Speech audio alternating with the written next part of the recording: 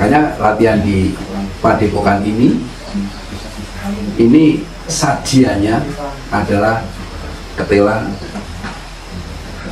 kimpul dan sebagainya. Kalau roti boleh, tapi jangan dibawa di Padepokan. Ini maknanya, biarpun kita ada di bawah, tapi di situ ada satu kekuatan. Istilahnya di Jawa mengatakan, senajan aku ning isor panggonane ning nguripi, seperti itu. Maka jangan lelah berbuat yang baik. Nah, di Madiun saat itu, dan kami masih menggunakan uang logam pinggol dan juga deponggol itu. Nah, nyarinya juga susah. Sedangkan Mas Taufik sebagai ketua umum itu adalah masanya 1976. Nah, kebetulan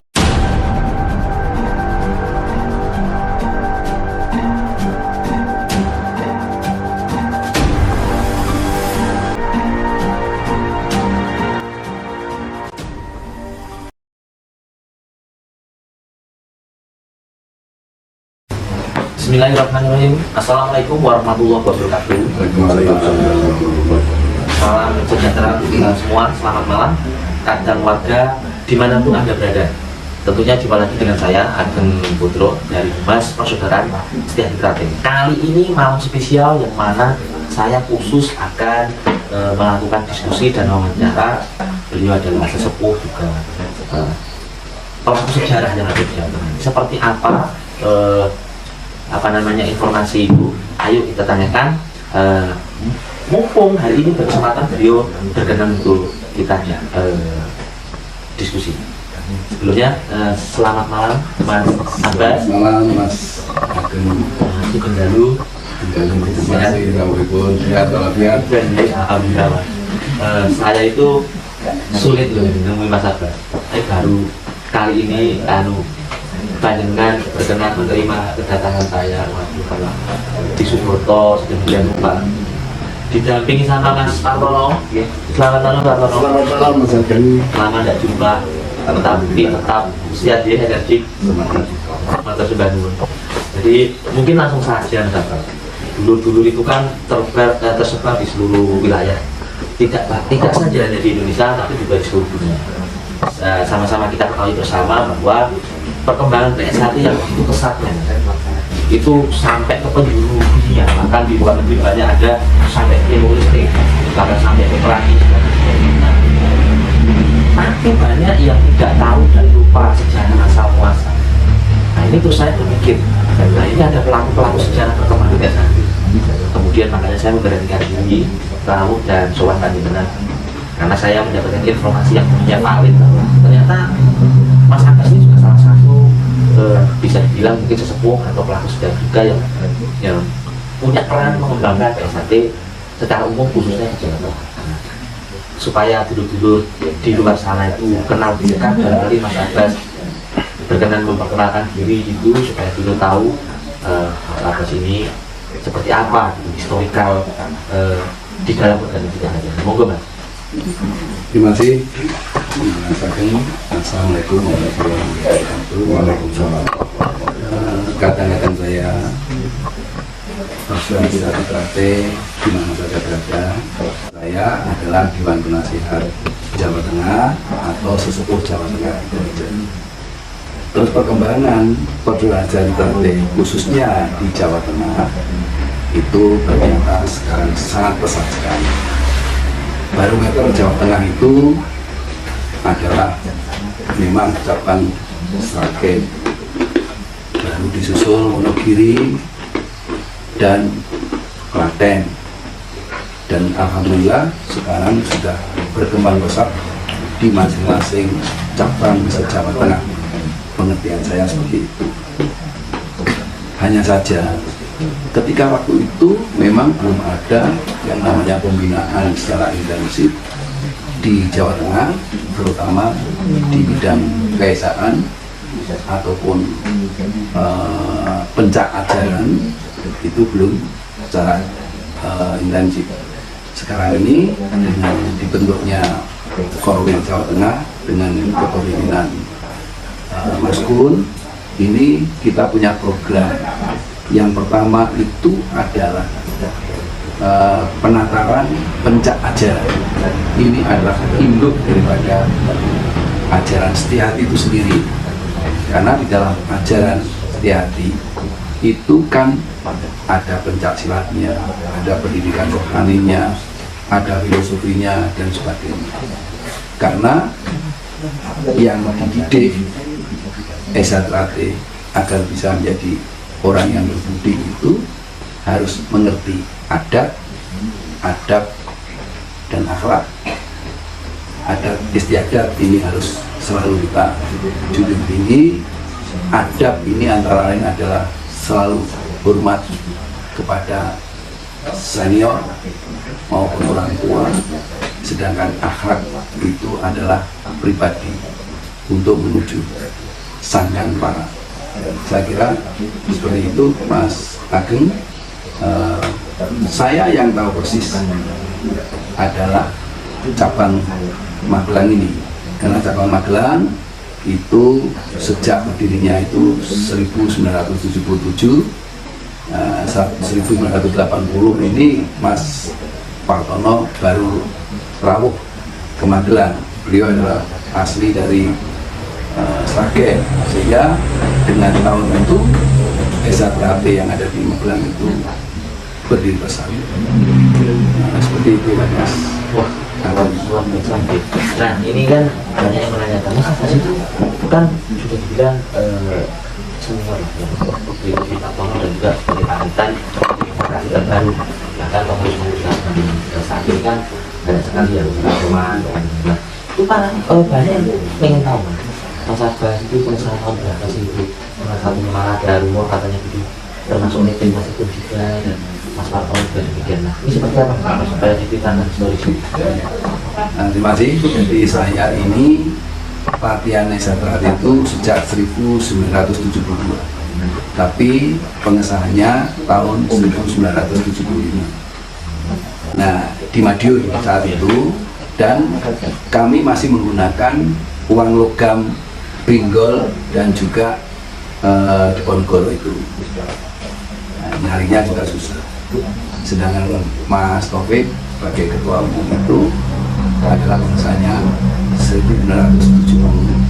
Nah, kebetulan beliau ini adalah adik kelas juga di SMA di Yogyakarta.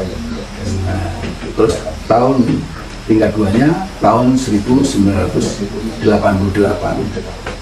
sepeninggal Mas Imam Buspangat, kami latihan tingkat 2 dilatih oleh Mas Rajo, Mas Sunyoto sama Mas Maji saat itu. Dari gabungannya itu latihannya di Madiun, sehingga kami pengesahannya di Madiun tingkat 2-nya 1988.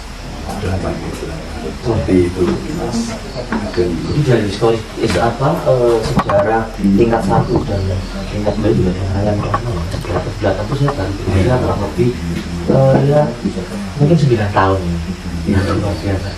Tapi saya kelihatan dengan itu bahagia karena masih sangat terlihat energik. Bahkan Mas Partono ini saya berasumsi pada itu kita 55 lalu. Tapi ketika tadi dengan diskusi masuk.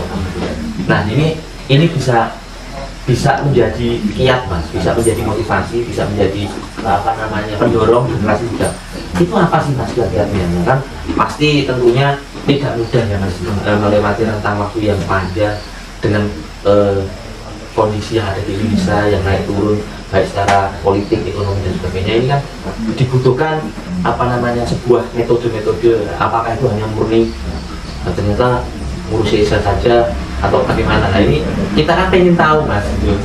Nah, ini menurut Mas Abbas bagaimana? Kalau bisa jadi apa ya? Panutan yang kita tirukan. Itu begini. Jadi karena kami adalah seorang pendekar yang ibaratnya setiap saat itu bergelut dengan kependekaannya. Jadi pendekar itu tidak selalu rutinitas melakukan kegiatan-kegiatan raganya dan kegiatan-kegiatan olah batin serta meditasi. Jadi yang kedua ini kita menghilangkan unsur-unsur negatif atau pikiran-pikiran yang tidak baik, sehingga semuanya pikiran itu selalu positif ke depan. Hal ini yang mungkin saya selalu terjaga dalam kesehatan, dan juga di dalam meditasi itu kami akan merasakan bahwa saya dalam keadaan fit atau tidak, seperti itu Mas. Dan juga dengan perkembangan setia hati terlatih di Jawa Tengah ini, justru kami banyak tantangan yang harus kita pikirkan secara positif, yaitu masing-masing cabang itu pasti problemnya akan berbeda. Antara problem cabang yang satu dengan cabang yang lain itu kita buat pikirkan dengan damai, kita pikirkan dengan positif.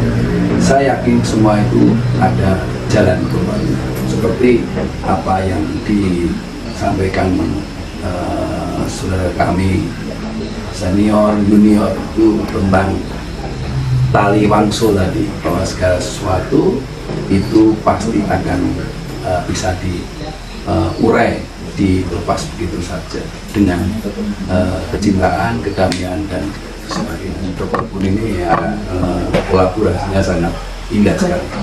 Jadi kalau Dr. Kun itu menguasai tentang pencak bela diri praktis, kalau saya itu menguasai tentang pencak ajaran.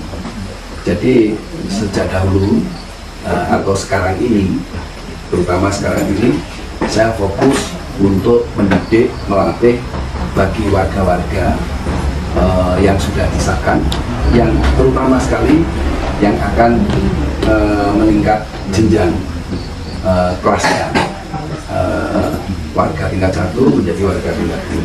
Jadi warga tingkat 2 yang saya latih di Padepokan ini itu bisa dikatakan 2 minggu sekali, dan juga bisa satu minggu sekali, tergantung daripada rencana ataupun musyawarahnya. Nah, ini kan kami di samping kanuragan pencak yang diutamakan, tapi juga ada pendidikan rohani, kepemimpinan dan sebagainya, dan itu harus dipraktekkan. Jadi yang namanya tingkat 2 yang latihan di sini itu, yang namanya raga atau pencaknya itu boleh dikatakan 30%. 70% itu ada membentuk karakter, dari merubah yang tadinya punya karakter sifatnya seperti itu harus menjadi yang baik dan sebagainya. Ini harapan kami. Makanya tingkat 2 ataupun siswa tingkat ataupun warga tingkat 1 senior itu bisa terbaca di dalam WA grupnya. Jadi kalau di dalam WA group selalu mengatakan yang tidak bagus dan sebagainya, ini tidak satu grup, tapi saya akan mengarahkan ke hal yang lain. Kegiatan yang dilakukan Mas Abbas dalam rangka hari ini adalah Dewan Pertimbangannya Pemprov berkolaborasi dengan Mas Abbas adalah salah satunya menggiatkan kembali, ya, artinya cabang-cabang ini dilakukan pembinaan supaya bagaimana melestarikan ajaran ini, apa yang menjadi materi-materi baku di organisasi bagaimana ini tidak semata-mata hanya terpuruk-puruk di atas buku, tapi juga mereka sebagai pelaku organisasinya betul-betul memahami. Salah satunya dilakukan di Padepokan Panjenengan. Luar biasa ya Mas, beliau sudah memberikan inspirasi kepada kita bahwa di sini kita bisa melihat bahwa usia tidak menjadi masalah, tapi bagaimana kemauan kita untuk terus melestarikan itu dengan mengulas materi yang kita miliki, sehingga keutuhan dan kelestarian itu terjadi. Manfaat lainnya seperti disampaikan di awal, tentunya memberikan kesehatan dan kestabilan emosi. Nah, ini pertanyaan saya kedua adalah berkenaan dengan prestasi. Tentunya Pemprov ini tidak saja semata-mata hanya bergerak di bidang dunia persilatan, dalam hal ini adalah internal kita. Tentunya juga pasti ada prestasi-prestasi yang bersifat eksternal. Nah, apa saja, apakah prestasi di bidang olahraga atau seperti apa pencapaian-pencapaiannya? Barangkali kita bisa diberitahu seperti apa gitu. Monggo Mas. Terima kasih. Jadi saya sering menekankan untuk masing-masing cabang kecamatan itu gubernurnya dan dokter pun juga bahwasanya untuk ke depan Jawa Tengah harus kita rebut pastinya dan selalu juara umum untuk PSA. Selama ini yang selalu berprestasi di tingkat Jawa Tengah itu yang paling menonjol adalah Kabupaten Kendal. Kalau kabupaten-kabupaten lain, contohnya salah satu yang saya ketahui adalah Magelang. Magelang itu memang selalu juara umum dalam hal pencaksilat, pertanian pencaksilat untuk tingkat dewasa. Tapi kalau tingkat Pokda itu juara umumnya sudah 2 kali ini dan Taman Suci. Ya, di Satrate ini menjadi juara umum ketika Pokda itu baru 2 tahun yang lalu. Seperti itu. Lantas ini kami sudah menekankan di masing-masing cabang untuk bisa meningkatkan prestasi di masing-masing cabang agar kita bisa berbicara untuk tingkat nasional. Hal ini akan ada yang namanya jadwal pertandingan. Contohnya di Magelang aja besok Agustus akan ada SAKAP untuk menghadapi kejuaraan Jawa Tengah mestinya. Tingkat Jawa Tengah, terus baru tingkat nasional. Tapi kami ini prestasinya tidak hanya di bidang pencaksilatnya saja, tapi juga tentang bakti sosial ataupun istilahnya bidang kemasyarakatan. Contohnya satu adalah kami jadwal rutin adalah penyebaran pendidikan. Yang kedua itu adalah melepas burung di alam bebas. Dan yang ketiga itu donor darah. Dan kami sangat bersyukur semuanya itu sukses. Sebenarnya untuk masing-masing cabang, kiat-kiat untuk mencari terobosan anggaran itu sangat mudah sekali. Apabila kita dekat dengan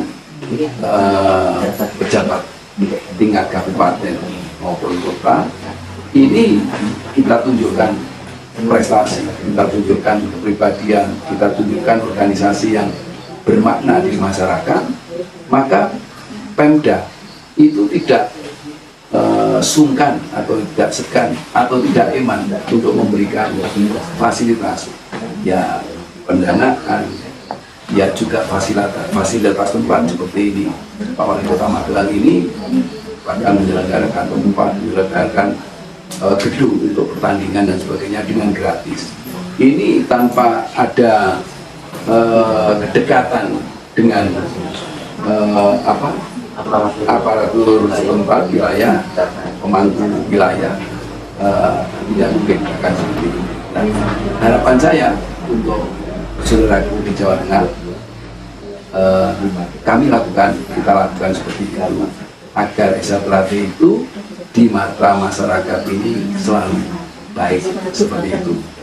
Nah, lantas donor darah memang dalam kata-kata mengatakan seperti ini, tetes darah akan menyelamatkan nyawa orang lain, seperti itu. Nah, dengan kata itu saya selalu berpikir, Pak, kita harus selalu berbuat itu. Jangan salah, Magelang ini, ya, yang saya melihat di Magelang, itu setiap 4 bulan sekali itu mengadakan donor darah di Ranting Sawangan. Itu sudah 8 tahun, 4 bulan sekali. Dan untuk akbarnya setiap tahun sekali menjelang bulan Sura itu dipusatkan sesuai dengan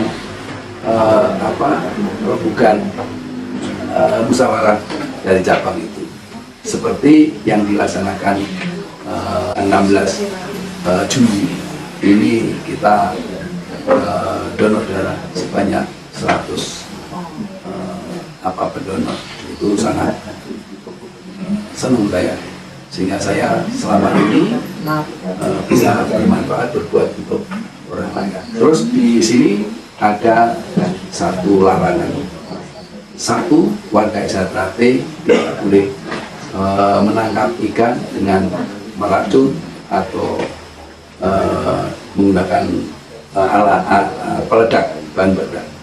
Yang kedua, itu warga SRT tidak boleh menembak, membunuh binatang, biarlah dia ada di alam bebas. Dan yang ketiga, berbuatlah yang baik kepada masyarakat luas, terutama melalui donor. Prof Jarod ini dalam hal ini diwakili oleh Magelang sering sudah konsisten membantu masyarakat dengan program-program donor darah tadi supaya memberi manfaat kepada secara langsung melalui dunia kesehatan. Ada pun juga bentuk menjaga kelestarian alam tadi sudah disampaikan bahwa ternyata bahkan dibina dilarang meracun ikan dan sebagainya. Nah, luar biasa sekali untuk ternyata di SRT ini salah satu penerapan memiliki budaya pegawai yang begitu bisa dilakukan dengan hal yang paling kecil. Kita tidak mengganggu makhluk lain yang mana itu tidak mengganggu kelangsungan manusia. Itu juga bagian dari kita menjaga alam kita. Nah, kemudian mungkin ada beberapa pertanyaan. Yang berikutnya adalah ke depan seperti apa Mas? Program yang ingin dicapai oleh Pemprov Jawa Tengah secara umum, dan tentunya ini nanti akan diaplikasikan oleh cabang-cabang. Program apakah itu dan memungkinkan atau tidak? Terima kasih. Berdasarkan usulan dari masing-masing cabang, kita perlu adanya penataran ajaran. Ini yang nanti dalam waktu dekat akan segera kita realisasikan, Mas Agung. Jadi mulai dari ajaran, jadi tidak hanya penyeragaman jurus, tentang filosofinya, dan juga tentang, kan namanya pencaksilat itu kan ada namanya pola langkah, pola pasang, terus terisiran dan sebagainya. Selama ini kita tidak mengerti apa itu terisiran, apa itu pola langkah dan sebagainya. Apabila mengerti, itu tidak detail dan tidak ditunjukkan yang terbaik untuk yang dimiliki di SRT. Jadi tidak hanya penyeragaman jurus saja.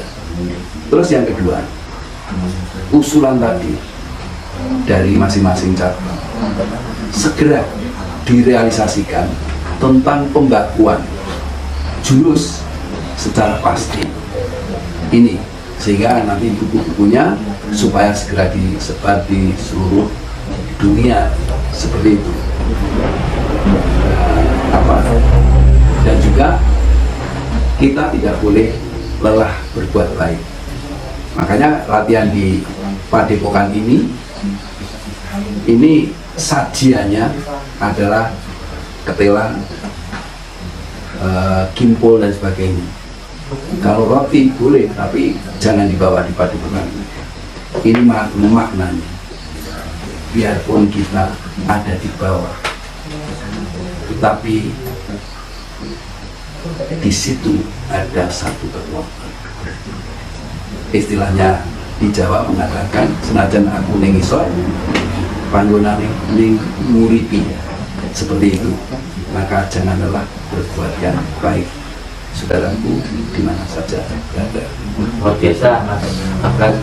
Berarti ke depan sejumlahnya materi-materi kayak ini dibuatkan perusahaan, kurikulumnya seperti itu ya Mas ya. Ya, tentunya sudah disampaikan ke pengurus pusat dari itu luar biasa.